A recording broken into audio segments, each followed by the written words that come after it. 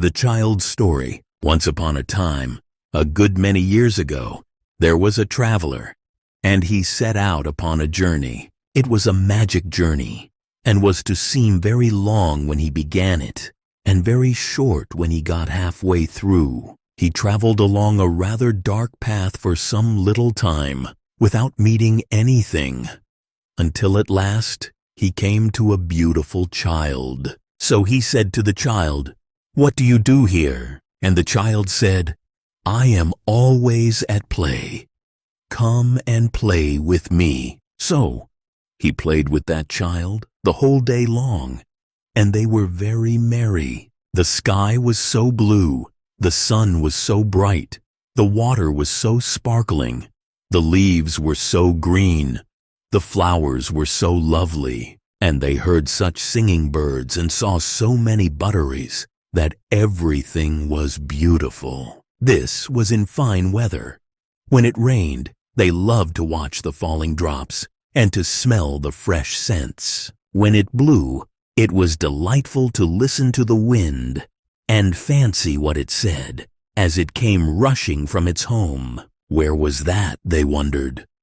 Whistling and howling, driving the clouds before it, bending the trees, rumbling in the chimneys, shaking the house, and making the sea roar in fury. But when it snowed, that was best of all, for they liked nothing so well as to look up at the white flakes falling fast and thick, like down from the breasts of millions of white birds, and to see how smooth and deep the drift was, and to listen to the hush upon the paths and roads. They had plenty of the finest toys in the world, and the most astonishing picture books, all about scimitars and slippers and turbans, and dwarfs and giants and genii and fairies, and blue, beards and beanstalks and riches and caverns and forests and valentines and orsons, and all new and all true. But one day, of a sudden, the traveler lost the child. He called to him over and over again, but got no answer. So he went upon his road and went on for a little while without meeting anything, until at last he came to a handsome boy. So he said to the boy, "What do you do here?" And the boy said, "I am always learning. Come and learn with me." So he learned with that boy about Jupiter and Juno, and the Greeks and the Romans, and I don't know what, and learned more than I could tell, or he either, for he soon forgot a great deal of it. But they were not always learning. They had the merriest games that ever were played. They rode upon the river in summer and skated on the ice in winter. They were active afoot and active on horseback, at cricket, and all games at ball. At prisoner's base, hare and hounds, follow my leader, and more sports than I can think of. Nobody could beat them. They had holidays too, and twelfth cakes, and parties where they danced till midnight, and real theaters where they saw palaces of real gold and silver rise out of the real earth, and saw all the wonders of the world at once. As to friends, they had such dear friends, and so many of them, that I want the time to reckon them up. They were all young, like the handsome boy, and were never to be strange to one another all their lives through. Still, one day, in the midst of all these pleasures, the traveler lost the boy as he had lost the child, and, after calling to him in vain, went on upon his journey. So he went on for a little while without seeing anything, until at last he came to a young man. So he said to the young man, "What do you do here?" And the young man said, "I am always in love.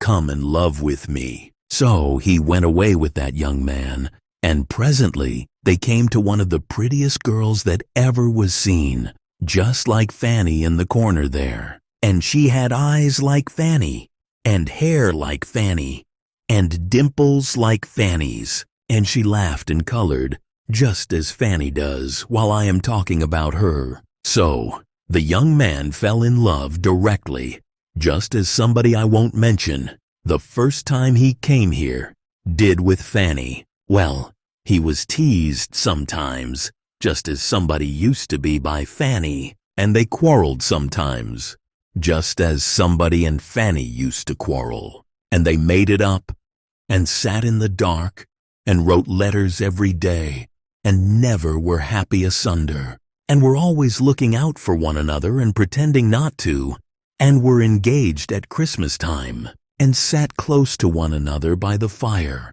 and were going to be married very soon.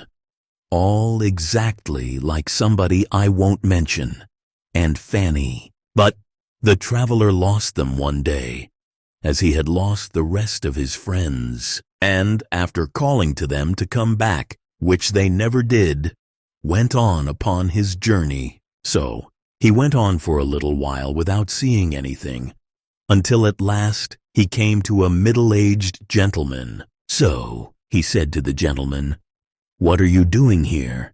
And his answer was, "I am always busy.